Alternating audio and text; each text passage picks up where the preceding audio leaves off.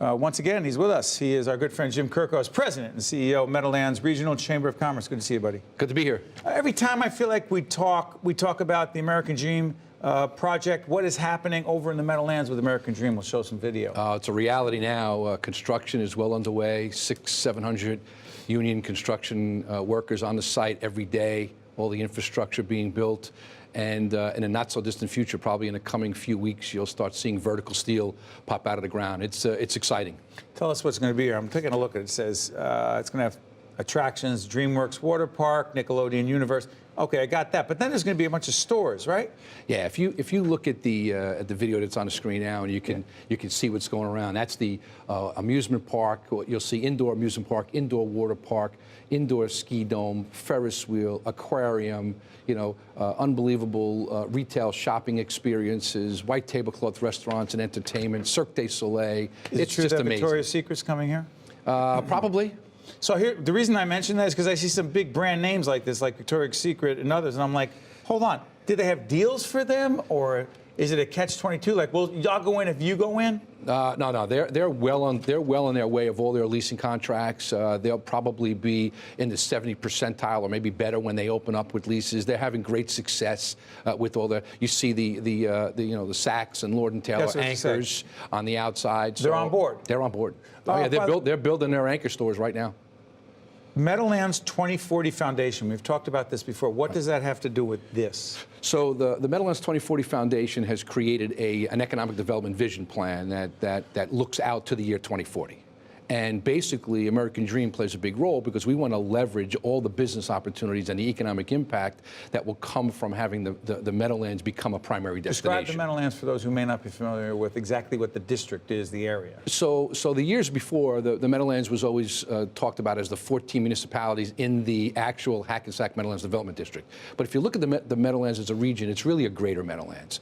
It's probably 32 communities, the 14 and all that they touch.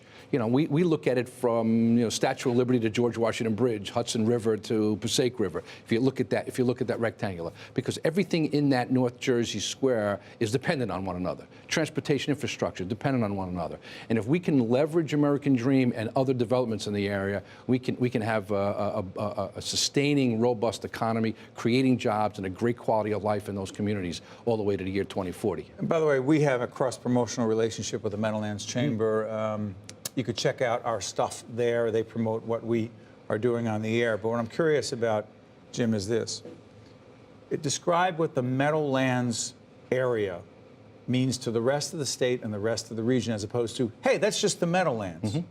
So the Meadowlands is probably one of the state's largest economic engines in the entire state. Define engine. Engine. So if you think about all that comes, so we're in a densely populated area, one of the most densely populated areas in the entire state.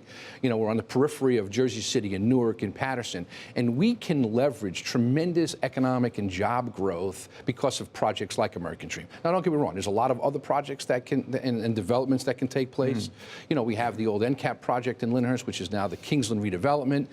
We may be able to attract the next Amazon to warehouse logistics and innovation zones somewhere in the Meadowlands as well. But the fact of the matter is there's great opportunity there, and we hope our next governor, Governor Phil Murphy, will come in and take a close look at what the Meadowlands can offer. Talk about MetLife, the stadium there.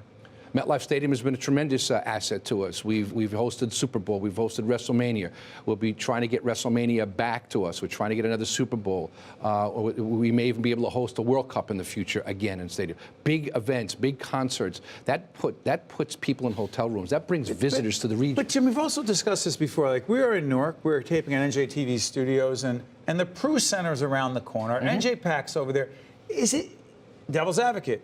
Is the market flooded with too many places, too many venues for entertainment? I don't believe it's flooded enough. I think there's not enough collaboration. What does that mean? I think all of these entities, Jersey City, Newark, the Meadowlands, all the sports and entertainment venues, greater collaboration. Also Bergen County, Bergen Pack's up there as well. Listen, I think that because we're in such a densely populated region and because we have the ability to drive and attract visitors, international visitors and visitors from all over, and if we have our way, we'll have a convention center at the sports complex. And a convention center? Convention center. 700,000 plus square foot convention center in addition to all the other venues at the sports complex. complex creates 250 event days a year, bringing in all new business, all new money. You know, I got to ask you, Jim, about traffic. Listen, we continue to work on the traffic and the mobility. If we're doing our job, and that is both public entities and private entities, if we're doing our job in planning this, we will maintain the proper mobility and increase and upgrade the infrastructure so that we can leverage all those opportunities. Mass transit a key to this as well? Mass transit is definitely a key to it. You know, let's face it, the train station to the sports complex will be coming on board and operating on a daily basis, an hourly basis, and hopefully even great frequency than that when American Dream opens. And that's a hopefully game New Jersey changer. Transit does a better job than they've done in the past. I think everyone recognizes that New Jersey Transit needs its infusion of the right kind of capital and operating, and that entity needs to be brought back to be the #1. So Jim Kirkos is the president and chief executive officer of the Meadowlands Regional Chamber of Commerce. Jim, thank you for keeping us up to date. We'll keep the conversation going. Thanks for having me, always. You got it. Appreciate it. State of Affairs with Steve Adubato is a production of the Caucus Educational Corporation, celebrating over 25 years of broadcast excellence. State of Affairs with Steve Adubato is brought to you from the Agnes Veris NJTV studio at 2 Gateway.